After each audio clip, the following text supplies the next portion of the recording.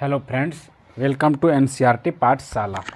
हम लोग देख रहे हैं क्लास 6 के इतिहास चैप्टर नंबर 2। चैप्टर का नाम है आरंभिक मानव की खोज में। पहले बोल रहे हैं तुषार की रेल यात्रा। थोड़ी सी इसका कहानी दिया हुआ, पृष्ठभूमि दिया हुआ है, वहीं से चैप्टर शुरू किया गया है। देख लेते हैं। बोल रहा तुषार अपने एक रिश्तेदार की शादी में दिल्ली से चेन्नई जा रहा था। रेल में उसे खिड़की वाली सीट मिल गई, जहां वह बाहर का नज़ारा देखने में मग्न हो गया। तेज दौड़ती गाड़ी से उसने देखी कि पेड़ पौधे, घर, खेत खलिहान बड़ी तेज़ी से पीछे की ओर छूटते चले जा रहे थे। तभी उसके चाचा ने उसके कंधे पर हाथ रखकर कहा, पता है, लोगों ने मात्र 150 साल, यानी कि कितने साल, 150 साल पहले रेल से यात्रा शुरू की थी। यानी कि 150 साल, लगभग कब, 1853 के आसपास रेल की यात्रा शुरू हुआ था। तुषार सोचने लगा कि जब लोगों के पास आने जाने के लिए तेज रफ्तार वाली सवारियां नहीं थी तो क्या वे यात्रा नहीं करते थे? क्या वे अपनी सारी जिंदगी एक ही जगह पर बिता दिया करते थे? ऐसी बात नहीं है। यानी कि आरंभिक मानव का खोज चैप्टर ये बताता है।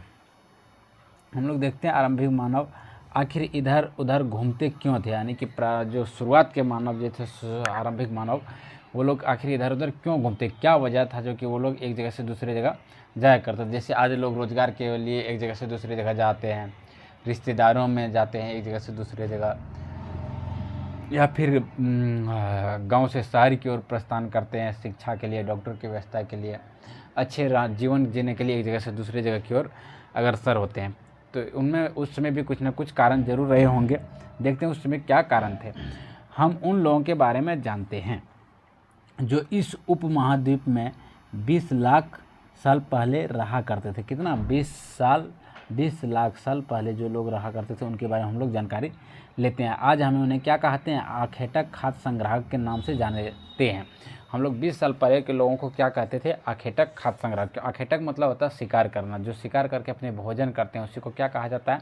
आखेटक कहा जाता है। और खाद्य संग्राहक हुआ करते थे। भोजन का इंतजाम करने की विधि के आधार पर उन्हें इस नाम से पुकारा जाता है। आखेटक खाद्य संग्रह क्या? भोजन का प्राप्त करने का विधि है।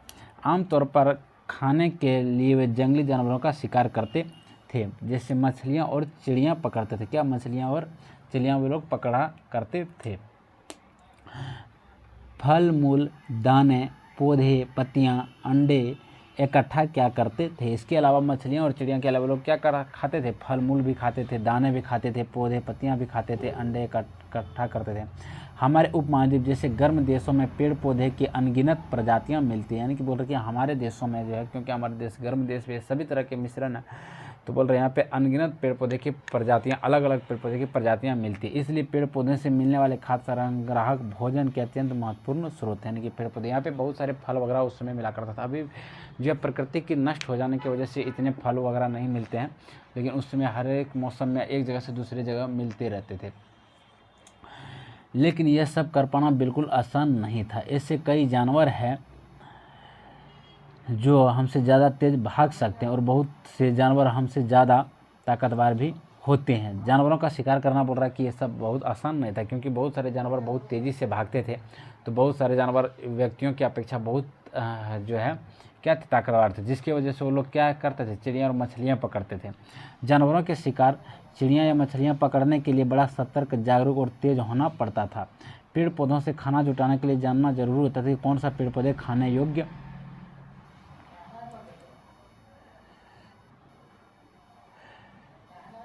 कौन से पेड़ पौधे खाने योग्य होता है।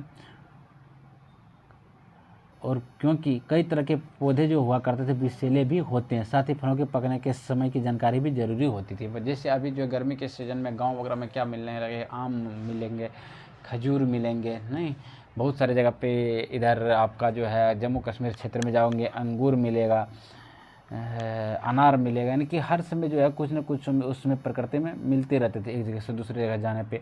जैसे इधर आ गए आप पूर्वी भारत क्षेत्र में आ गए, दक्षिण भारत में झारखंड, बिहार, उत्तर प्रदेश में आ गए, तो आपको अभी आम मिलेंगे। फलों के इस पेड़ पौधे में उन लोग को क्या दिक्कत होता था कि कुछ पौधे जो होते थे विषैले होते थे। नहीं, सभी पेड़ पौधों को वो लोग, बहुत सारे फल को क्या होते हैं विषैले, जिनको नहीं खाया जाता है।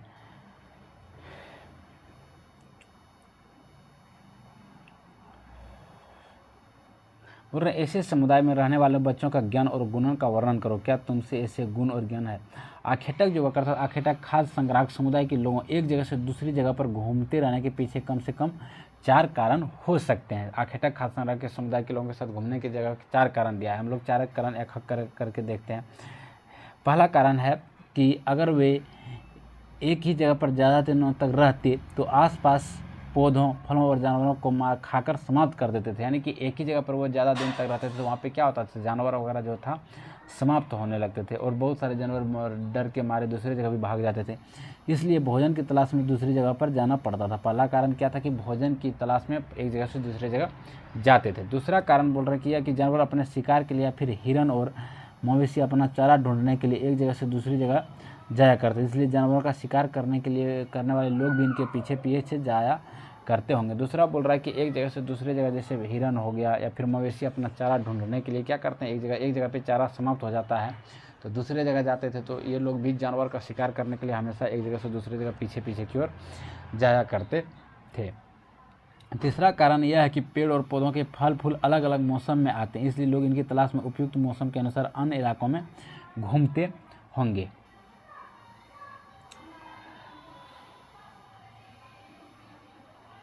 चलो अब देखते हैं चौथा कारण। तीसरा कारण बोल रहा है कि फल फूल, जैसे अभी मैंने बताया कि फल फूल अलग अलग मौसम में अलग अलग जगह पर हुआ करते हैं, तो फल फूल की वजह से भी लोग एक जगह से दूसरी जगह जाया करते थे। और चौथा कारण यह है कि पानी के बिना किसी भी प्राणी या पेड़ पौधे का जीवित रहना संभव नहीं होता और पानी झीलों, झरनों तथा नदियों में ही मिलता है। यद्यपि कई नदियाँ और झीलों का पानी कभी नहीं सूखता।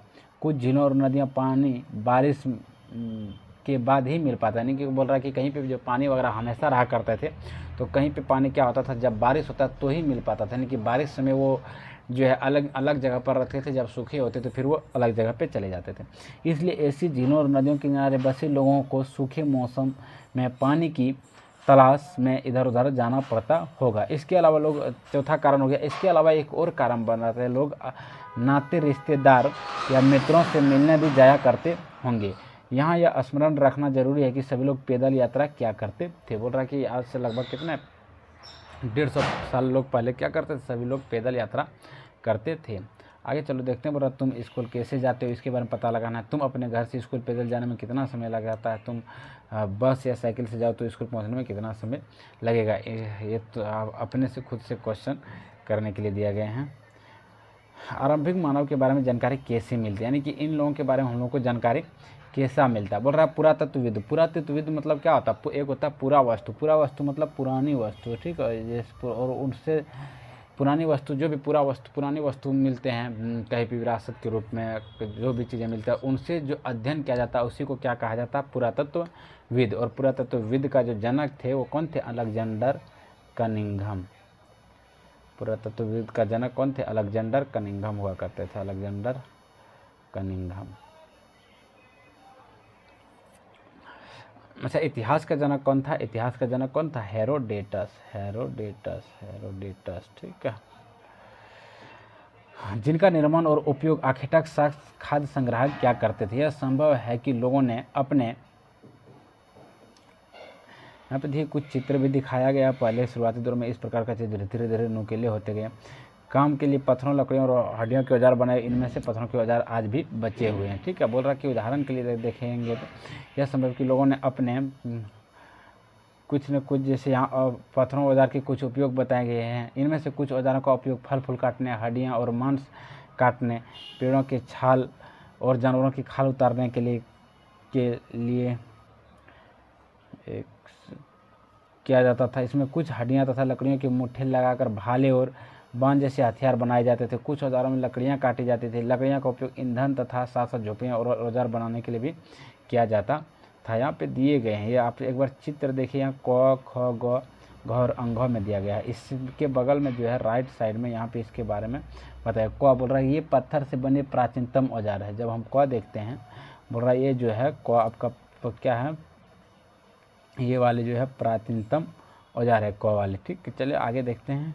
बोल रहा है ख, इन्हें कई साल बाद बनाया गया। ख वाले जो चित्र देखते हैं, क के बाद कई साल बाद आए। कौन सा, ये वाले ख वाले, ठीक।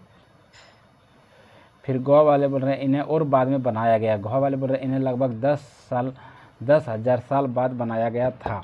और अंगोह, ये गुटिका पत्थर, प्राकृतिक पत्थर है। अंगोह में जो दिखाया गया है ये कौन सा पत्थर दिखाया गया? गुटिका प्राकृतिक पत्थर दिखाया गया। मतलब पत्थर के औजार का उपयोग बाएं यहाँ पे दिए गए हैं, ये देख सकते हैं। पत्थर का औजार का प्रयोग बाएं इंसान के खाने योग्य जड़ों को खोदने के लिए किया जाता था, और दाएं जानवर की खाल से बने वस्त्रों को मिलने से किया जाता था। आपके दो पास है, एक ये है और एक ये है। बायां वाला जो है बोल रहा है कि इंसान का जड़, जो कोई पेड़ पौधे जंगली जड़ निकालते थे उसका जड़ भी निकाल करके खाया जाता था। तो इस प्रकार के पत्थर का प्रयोग करते थे वो लोग। अगर किसी जानवर की खाल उतारने हैं तो इस प्रकार के पत्थर का प्रयोग करते थे।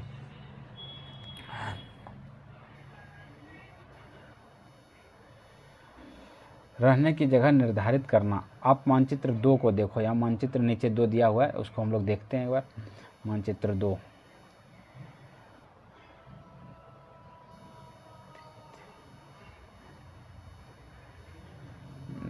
देखिए, आपका मानचित्र है।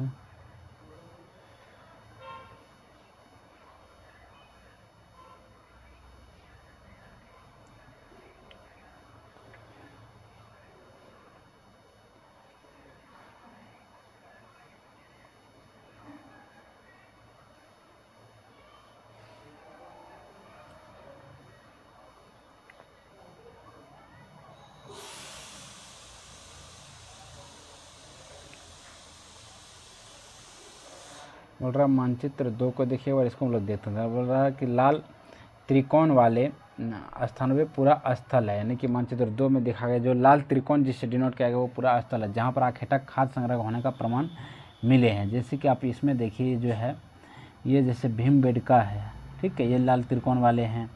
और आप इसमें देख सकते हैं होसंगी है, होसंगी है। क्वेश्चन यहाँ से बहुत बनते हैं। कुरनुल गुफाएं हैं, और कौन है? केवल ऐसा 3 ही नहीं और भी है। तो इनको क्या कहा गया है? पूरा स्थल कहा गया। वे त्रिकोण जहाँ पे जो है इनको क्या कहा गया है? प्रमाण मिले। इनके अलावा और भी कई स्थान पे खाद्य संग्रह हुआ करते थे।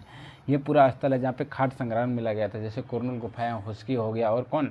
भीमबेटका। क्वेश्चन पूछा जाएगा निम्नलिखित में से कहाँ पे खाद्य संग्राहक नहीं मिलने का प्रमाण था?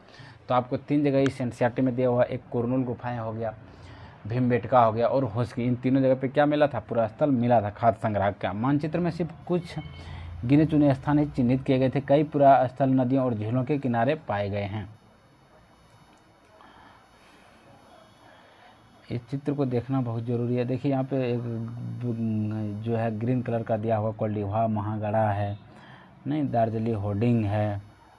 ये जो है आपका ये संकेत भी करता है, जो लाल संकेत है, जैसे कुरनुल गुफाएं हो गया और हुस्गी हो गया, किसको दिखाता है? पूरा पाषाणिक पूरा स्थल को दिखाता है। जो ये इस प्रकार का जैसे हुल्लूर हो गया, पेयमपल्ली हो गया, ये किसको दिखाता है? नव पाषाणिक काल को दिखाता है। तो उसके बाद महापाषाणिक पुलास्तर, महापाषाणिक गोल, जैसे ब्रह्मगिरी हो गया, ये सब कैसा है? महापाषाणिक है। फिर आपका हो गया आदिल चल्लूर हो गया, ये भी महापाषाणिक है। और इस प्रकार के जो दिखाया गया है ईटा टाइप का, इनाम गांव हो गया, ये सब क्या है? आरंभिक गांव है। और आधुनिक नगर जैसे मुंबई हो गया, स्टार मार्केट जो दिखाया गया वो क्या हो गया? आधुनिक नगर। जैसे मुंबई, अरे रुको तो तुम सही, मुंबई हो गया आधुनिक नगर, कोलकाता हो गया आधुनिक नगर, मुंबई कोलकाता ये सब क्या हो गया? आधुनिक नगर हो गए। और आरंभिक नंबर आपका कौन कौन हो गया? इनाम गांव है, यानी कि पहले का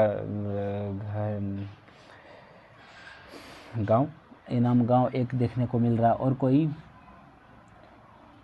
नहीं, बस एक इनाम गांव ही देखने को मिल रहा, और कोई कहीं कहीं कहीं कहीं तो नहीं दिख रहा।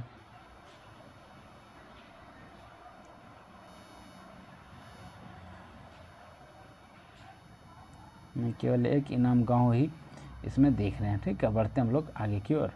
बोला चूँकि पत्थर के उपकरण बहुत महत्वपूर्ण थे, इसलिए लोग ऐसी जगह ढूंढते रहते थे जहाँ अच्छे पत्थर मिल सके। जहाँ लोग पत्थरों से औजार बनाते थे उन स्थलों को लोग क्या कहते थे? उद्योग स्थल कहते थे। बोल रहा है कि जहाँ पे लोग क्या करते थे?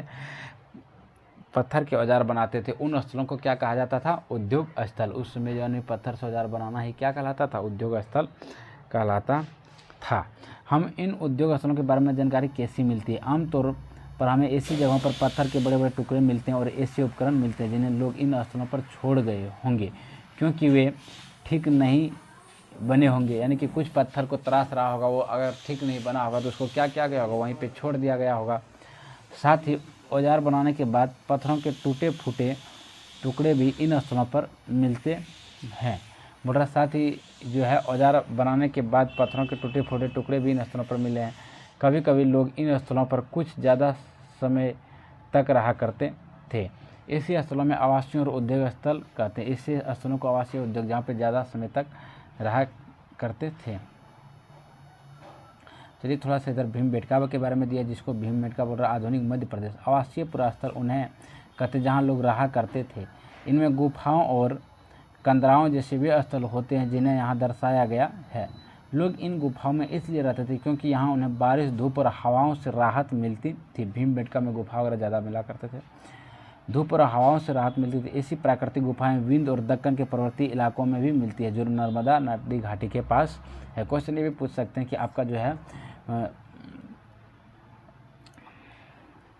नर्मदा नदी घाटी के पास कौन है, दक्कन हो गया, पर्वतीय विंध्य जो है। क्वेश्चन पूछ सकता है कि विंध्य का क्षेत्र किस नदी के किनारे है, तो किस नदी के किनारे, नर्मदा नदी के किनारे मिलते हैं। क्या तुम बता सकते हो कि रहने के लोगों ने यह जगह क्यों चुनी, यानी कि ये जो है पत्थर की ओर ये जगह क्यों चुना था।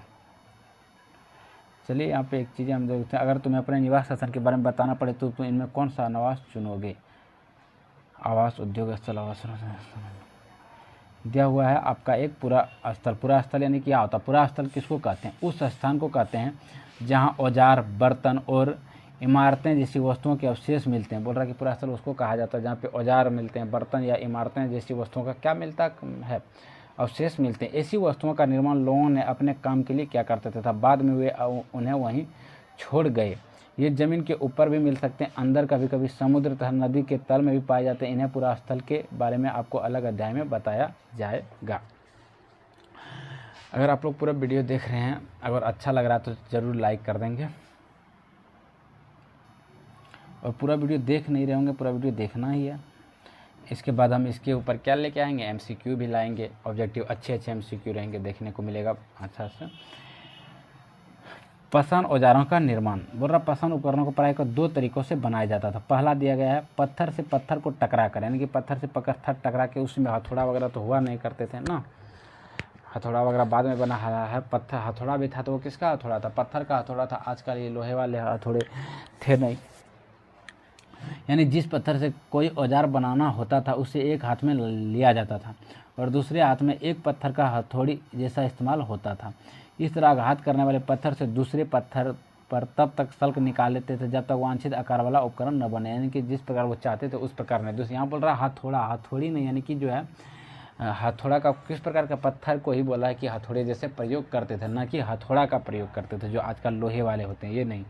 ठीक है, दूसरे तरीकों को दबाव सल्क तकनीक कहा जाता था। एक दूसरा तरीका होता था, बोल रहा कि औजार बनाने, क्वेश्चन रहेगा पत्थर के औजार बनाने की तकनीकों को क्या कहा जाता था, क्या, या फिर इस प्रकार रहेगा, कथन दिया हुआ रहेगा, क्या पत्थर बनाने के औजार की तकनीक दबाव सल्क तकनीक कहा जाता था। इस प्रकार क्वेश्चन रहेंगे। इसमें क्रोड को एक स्थिर सतह पर टिकाया जाता था और इस क्रोड पर हड्डी या पत्थर रखकर उस पर हथौड़ी नुमा पत्थर से सल्क निकाले जाते थे जिसमें वांछित उपकरण बनाए जाते थे। यहाँ पे इसका जो है प्रयोग दिखाया गया है, इस प्रकार के से जो है बनाए जाते थे। आग की खोज। बोला कुरनुल गुफा ढूंढो। कुरनुल गुफा चलो अब हम लोग मित्र में देखते हैं। यहाँ राख के अवशेष मिले हैं, यहीं से ये सब अब जो है यहाँ क्वेश्चन बहुत इंपॉर्टेंट है। यहाँ 2 तरीके के क्वेश्चन आपको देखने को मिलेगा।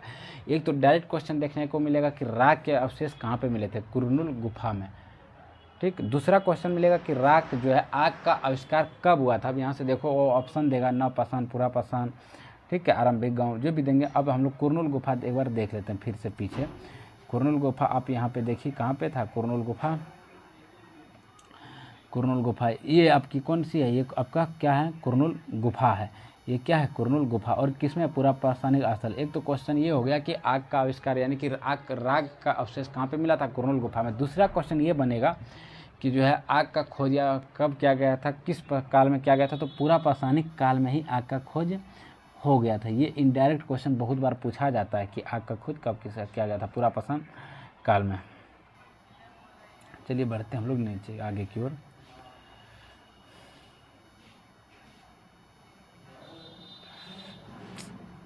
एक मुझे थोड़ा सा पेन बहुत ज़रूरी है यार। कुरनूल गुफा में क्या मिले थे? राख के अवशेष मिले हैं। इसका मतलब यह कि आरंभिक लोग आग जलाना सीख गए थे। कब? पुरापाषाण काल में ही जो लोग क्या करते थे? आग जलाना सीख गए थे। आग का इस्तेमाल कई कार्यों के लिए किया गया होगा, जैसे प्रकाश के लिए, मांस पकाने के लिए और खतरनाक जानवरों को दूर भगाने के लिए भी किए गए होंगे।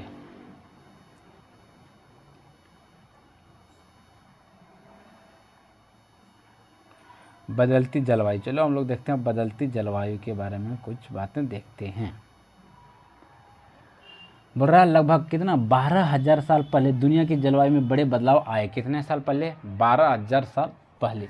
और गर्मी बढ़ने लगी, यानी कि इससे पहले उतनी गर्मी नहीं थी जितने 12,000 साल के बाद शुरू हुआ। इसके परिणाम स्वरूप कई क्षेत्रों में घास वाले मैदान बनने लगे और इसके अलावा जो है बहुत सारे क्षेत्रों में जो बंजर हुआ करता था वहाँ घास उगने लगा। इससे हिरन, बारसिंघा, भेड़, बकरी और गाय जैसे उन जानवरों की संख्या बढ़ी जो घास खाकर जिंदा रह सकते थे। यानी कि उन जानवर ज़्यादा होने लगे, जब गर्मी बढ़ी तो घास वगैरह बढ़े, तो उससे क्या हुआ, जो जानवर घास खा के जिंदा रहते थे उन सब जानवरों की संख्या में क्या हुआ, वृद्धि होने लगा, क्योंकि वो सब जानवर भूखे नहीं मरने लगे।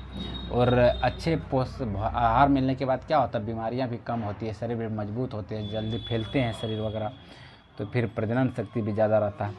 जो लोग इन जानवरों का शिकार करते थे वे भी इनके पीछे आए और इन्हें खाने पीने की आदतों और प्रजनन के समय की जानकारी हासिल करने लगे। हो सकता है कि तब लोग इन जानवरों को पकड़कर अपनी ज़रूरत के अनुसार पालने की बात सोचने लगे हो। बोल रहा है कि 12,000 साल पहले इसको केवल क्या किया जा रहा था, केवल शिकार ही किया जा रहा था, लेकिन 12,000 साल बाद हम लोग जब देखते हैं तो धीरे धीरे यहाँ देखने को आपको मिलेगा कि लोग जो है जानवरों को पालतू भी बनाने के बारे में सोच रहे हैं। साथ ही इस काल में मछली भी भोजन का महत्वपूर्ण स्रोत बन गई है। इसी दौरान उपमहाद्वीप के भिन्न भिन्न इलाकों में गेहूं और जौ, धान जैसे अनाज प्राकृतिक रूप में उगने लगे। हम लोग पहला चैप्टर में देखे थे गेहूं और जौ कहाँ मिला था, सुलेमान और किरथर की पहाड़ियों में मिले थे।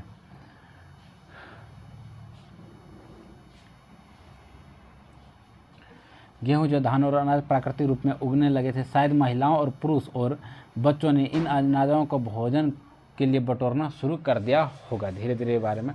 इसके बाद एक चीज़ें दिया गया है, नाम और तिथियां। हम जिस काल के बारे में पढ़ रहे हैं पुरातत्वविद ने उन्हें बड़े बड़े नाम रखे हैं।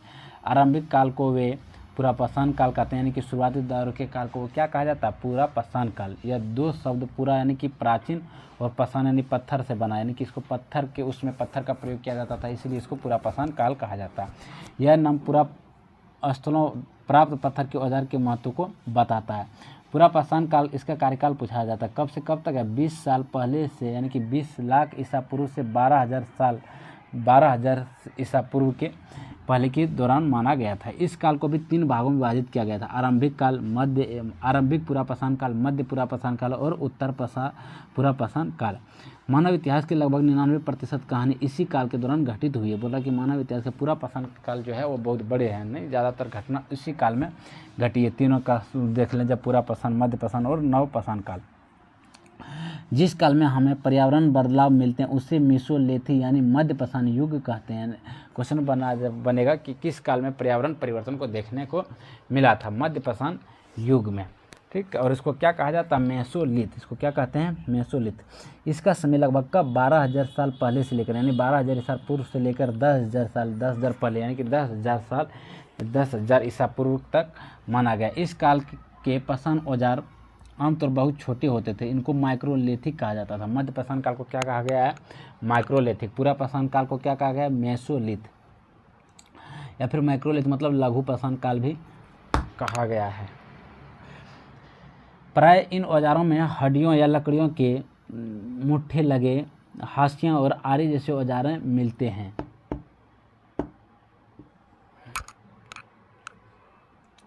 साथ साथ पुरापाषाण युग वाले औजार भी इस दौरान बनाए जाते रहे। चलिए आगे देखते हैं।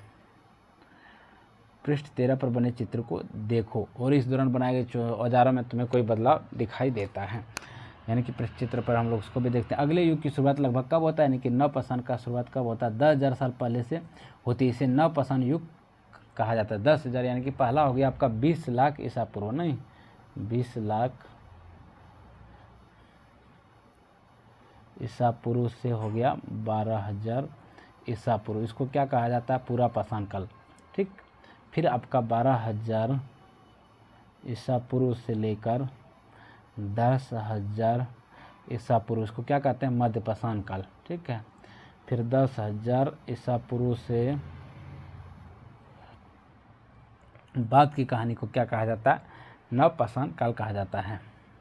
और जिसके बारे में बोल रहे हैं कि आप अगले अध्याय में पढ़ेंगे। नवपाषाण का क्या मतलब होता है, इसमें हम कुछ स्थानों का नाम दिए हैं, अगले अध्याय में तुम्हें ऐसे अनेक नाम मिलेंगे। अक्सर हम पुराने स्थलों के लिए इन नामों का प्रयोग करते हैं जो आज प्रचलित है, क्योंकि हमें इन्हें ज्ञात नहीं था कि उस काल में अनेक नाम रहे होंगे।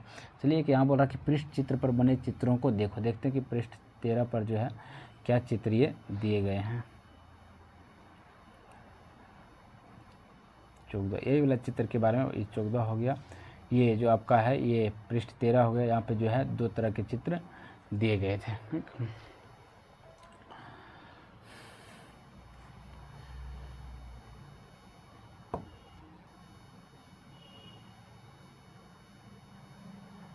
जलवायु परिवर्तन देख लीजिए। जलवायु परिवर्तन कब देखने को मिला था हम लोग को, 12,000 ईसा पूर्व के बाद। अब यहाँ हम लोग देखते हैं शैल चित्रकला। इनमें बोल रहा है इनसे हमें क्या पता चलता है। जिन गुफाओं में लोग रहते थे उनमें से कुछ की दीवारों पर चित्र मिले हैं। इनमें से कुछ सुंदर उदाहरण मध्य प्रदेश और दक्षिण उत्तर प्रदेश की गुफाओं से मिले चित्र हैं। इनमें जंगली जानवरों की बड़ी कुशलता से सजीव चित्रण किया गया है। कौन क्या करता था, हमने पढ़ा कि आरंभिक लोग शिकार तथा फल मूल का संग्रहण क्या करते थे। वे पत्थरों के औजार और गुफाओं में चित्र बनाते थे। क्या हमें कोई ऐसे साक्ष्य मिलते हैं जिनसे पता चले कि महिलाएं शिकार करती थी या पुरुष औजार बनाते थे या फिर महिला चित्रकारी करती थी या पुरुष फल मूल इकट्ठा करते थे। वास्तव में इनका ज्ञान नहीं, यानी कि इस प्रकार का जरूरी नहीं कि जो बताया जाए क्या कि जो है शिकार, ये जो पत्थर का औजार और को माफ़ी चाहता हूँ, महिला शिकारी करती थी या फिर पुरुष औजार बनाते थे, महिला चित्रकारी करती थी या फिर पुरुष फल मूल इकट्ठा करते थे। इस प्रकार का कोई जो है ज्ञान देखने को नहीं मिला था। लेकिन 2 बातें हो सकती, महिला और पुरुष दोनों मिलकर कई काम एक साथ क्या करते होंगे, या फिर यह भी संभव होता होगा कि कुछ काम दोनों ने मिलकर किए होंगे तो कुछ अलग अलग भी किए होंगे। बोल रहे हैं महिला पुरुष दोनों मिलकर के कई काम एक साथ करते होंगे। यह भी संभव हो सकता है कि कुछ तरह के काम केवल महिलाएं करती थी और कुछ केवल पुरुष। दोनों बातें भी हो सकता है, क्योंकि इसका जब साक्ष्य ही नहीं मिला तो इस पर कुछ भी कहना उचित नहीं होगा। इसके अलावा उपमहाद्वीप के अलग अलग क्षेत्रों में अलग अलग परंपराएं भी रही होगी। एक आपका ये बहुत इंपॉर्टेंट है, भारत में शुतुरमुर्ग। बोल रहा भारत में पुरापाषाण युग के दौरान कब देखा गया था, शुतुरमुर्ग होते थे, यानी कि पुरापाषाण काल में। और कहाँ पे, महाराष्ट्र के पटने। एक बिहार में पटना है, पटना और पटने में अंतर है। ये महाराष्ट्र के पटने में बोलेगा। शुतुरमुर्ग का अंडा कहाँ पे मिला था, महाराष्ट्र के पटने में। कब, पूरा स्थल के शुतुरमुर्ग के अंडे के अवशेष मिले हैं। इनमें से कुछ छिलकों पर चित्रांकन भी मिलता है। बोल रहा है कुछ छिलकों पर क्या किया गया है, चित्रांकन भी मिले हैं। इन अंडों से मनके भी बनाए जाते थे। बोल रहा है इन अंडों से, शुतुरमुर्ग के अंडे से क्या कहा गया था, अच्छे औजार मनके वगैरह भी बनाने को मिला था। हुस्गी तथा सूक्ष्म निदान। चलो देखते हैं हम लोग थोड़ा सा हुस्गी के बारे में। कुरुंड गुफाएं में हम लोग क्या देखे, राख का अवशेष मिला। पटने में हम लोग क्या देखे, शुतुरमुर्ग का अंडा मिला। हुस्गी को देखते, बोल रहा है यहाँ पर पुरापाषाण युग के कई पुरास्थल मिले, जैसे पुरापाषाण स्थल से अलग कार्यों में लाए जाने वाले कई प्रकार के औजार मिले थे। ये संभवतः आवास और उद्योग स्थल रहे होंगे। कुछ छोटे पुरास्थलों में भी औजारों के बनाए जाने के प्रमाण मिले हैं। इनमें से कुछ पुरास्थल झरनों के निकट थे। अधिकांश औजार चूना पत्थर से बनाए जाते हैं। ये भी क्वेश्चन बनते कि अधिकांश औजार जो था किस चीज़ों का बनाया गया था, चूना पत्थर के बनाए गए थे।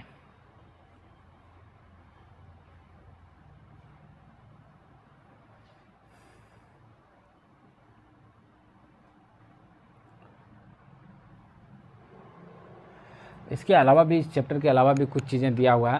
बोल रहा है अपने एटलस में फ्रांस ढूंढो। ठीक है, यह चित्र फ्रांस की एक गुफा का, नीचे एक चित्र दिया गया है जो कि फ्रांस की एक गुफा का है। इस पुरास्थल की खोज लगभग 100 साल पहले 4 स्कूली छात्रों ने की थी।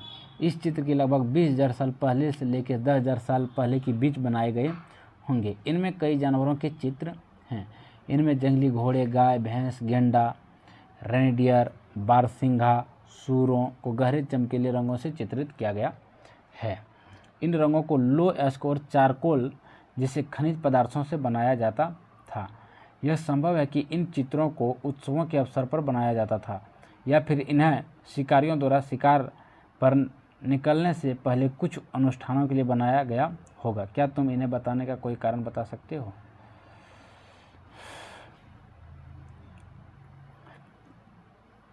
चलिए हम लोग मिलते हैं अब नेक्स्ट चैप्टर में। चैप्टर यहीं तक था, ठीक है।